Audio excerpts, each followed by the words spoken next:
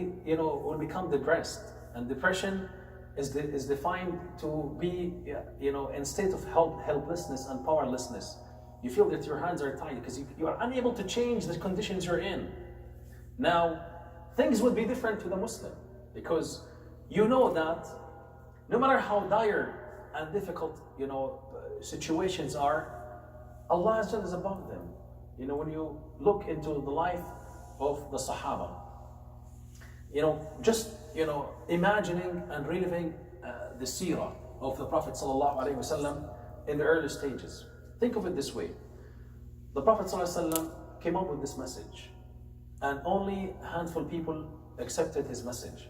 Majority of those who have accepted his message were people with low social and economic influence in Mecca, and the influence of the tyrants of Mecca was superior, was so powerful. Think of it this way: someone like Bilal radiallahu anhu will be taken to the desert, and a huge rock will be placed on his chest, and he will be tortured in the blazing sun for many hours, and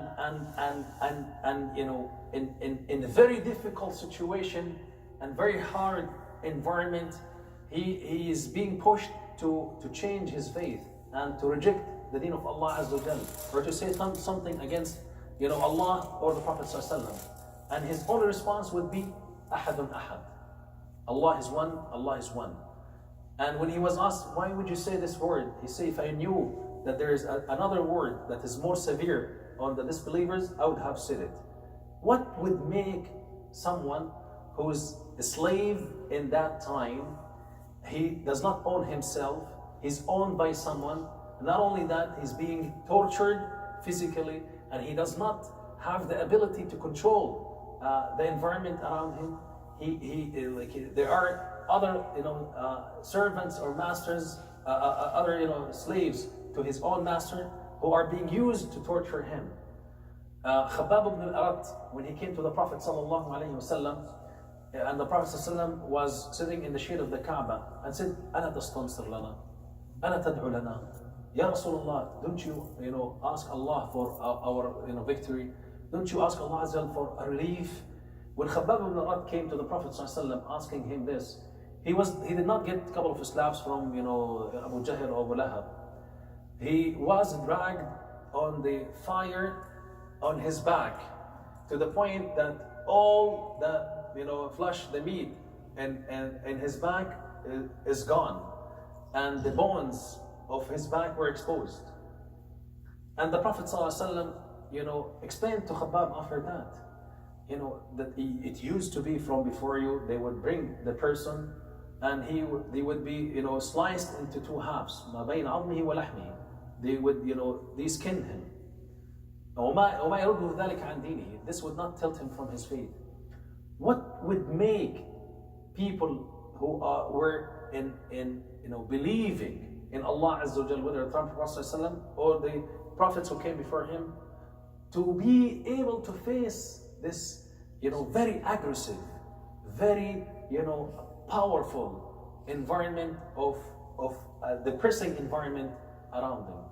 It's believing that Allah is superior, and I am, as a creation that relies on Allah Azza wa Jal, is able to get my power from Him. And the power of Allah is unlike the power of a human. He would say to things, be, and they would be. When you build this understanding to yourself, in your mind, about who Allah Azza wa Jal is, your life completely will change. And that's why Allah Azza wa Jal says, لَمْ يَلِدْ وَلَمْ يُولَدْ. Allah Azza wa Jal did not give birth, nor He was given birth from others. To defend any beliefs that there are that Allah has a child or has a wife, or any of these things that others have believed in.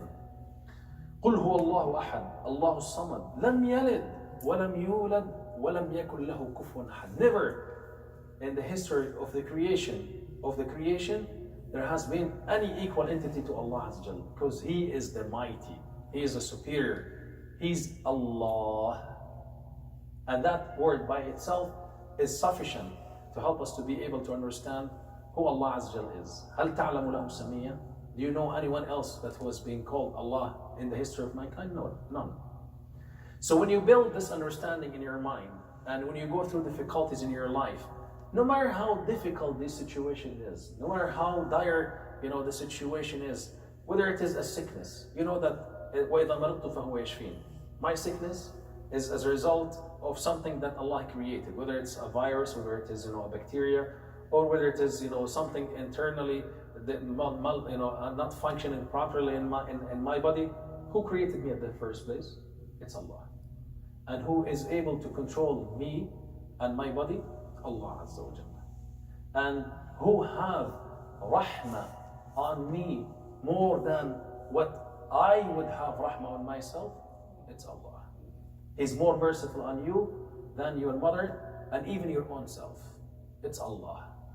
So when you have that understanding that Allah has the ultimate power, Allah is Ar-Rahman, Allah is Ar-Rahim, and He is Alimul Ghaybi wa Shahada.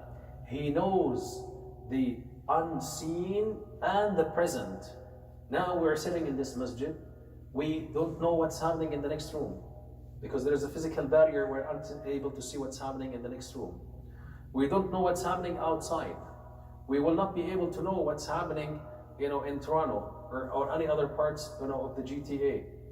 Now, and also at the same time, we might not be able to know what have happened precisely in the past. We read the history have different perspectives, and we have different perspectives what happened in the past because we were not present. And also, if we were to be present, stories have different dimensions, different faces, and none would be able to know what is going to happen in a second or a minute. This is only in the knowledge of Allah Azza wa Jalla.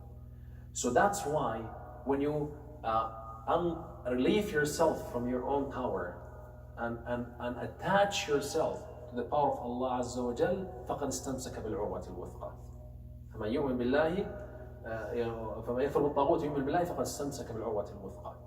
When you denounce any other entity, and nowadays in the Muslim Ummah, the misery of the Muslim Ummah is that we have believed in the abilities and the power of the leadership of the Muslim Ummah. And the leadership of the Muslim Ummah have created an image for them to be superior. I am the one who's feeding you. I am the one who's looking after you. I am the one who's responsible for your security. You are nothing. You're just a creation of Allah Azza wa Jal, so pathetic, so helpless, powerless. You should, if you were to be a person who is conscious of Allah Azza wa Jal, then you would make Allah's, Allah always in your life, in every action you do in your life. What keeps you in the position you're in are the puppets who are around you, who are always pleasing you.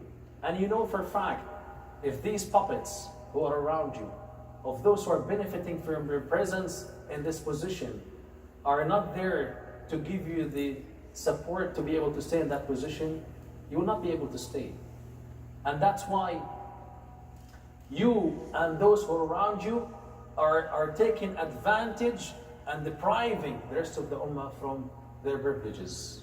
And one day, when the grassroots, when the average person in the Muslim Ummah wakes up to the reality and understand that Allah is Ahad, Samad, Lam Yalid wa Lam Yulad, and knows that the one who gave me a life is Allah, and the one who can take my life is only Allah, and the one who can benefit me is only Allah, and the one who can deprive me is only Allah, then we will have no fear to any other entities.